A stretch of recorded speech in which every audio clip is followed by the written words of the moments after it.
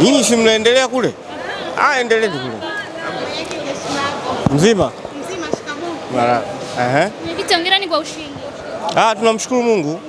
Naam. Kile ambacho mlikuwa mnakitamani pengine kwenye kikosi cha Simba, mpira mwingi, lakini na ushindi ndio kile ambacho kimeonekana leo.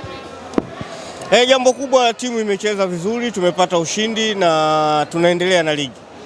Mchakato unaoendelea ni wa kusaka kocha, hali ikoje?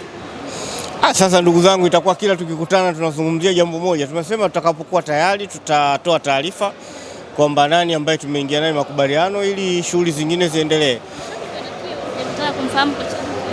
Sawa, unapokuwa na kiu unasubiri mpaka kinywaji kikufikie. Mwenyekiti, kocha ambaye amewahi kuhudumu Young Africans Nasreddine Nabi anaonekana Dar es Salaam na anahusishwa na nyinyi. Kuna lolote? Nani ambaye anamhusisha naye? Taarifa na comment mbalimbali kwamba Nabi anahusishwa na Simba. Sasa ni vigumu mimi kuweza kujibia watu wengine. Huyu ambaye anasema anaweza kawa yeye ana taarifa nzuri zaidi, na mkiwasiliana naye yeye anaweza akawapa hiyo taarifa. Lakini nyinyi, taarifa rasmi ya Simba itatolewa pale itakapokuwa imekamilika. Mchakato pengine mmewekea deadline, utachukua muda gani ama utakamilika lini? Hakuna deadline. Sisi tunaweza kusema kwamba tuta outline yule ambaye atakuwa amepitishwa pale tutakapokuwa tayari. Kiwango cha timu leo umekionaje? Timu imecheza vizuri na tumepata ushindi, hilo ndio jambo kubwa.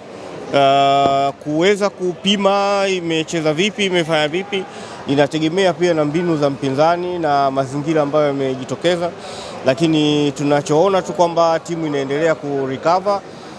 Wachezaji wanaweza kucheza chini ya, kwa sababu Matola amekuwa nao siku zote kama assistant coach, kwa hiyo mbinu zote za uchezaji anazijua na mambo mengi anayafahamu, na wenziwe ambao wako wote pamoja katika benchi ya ufundi.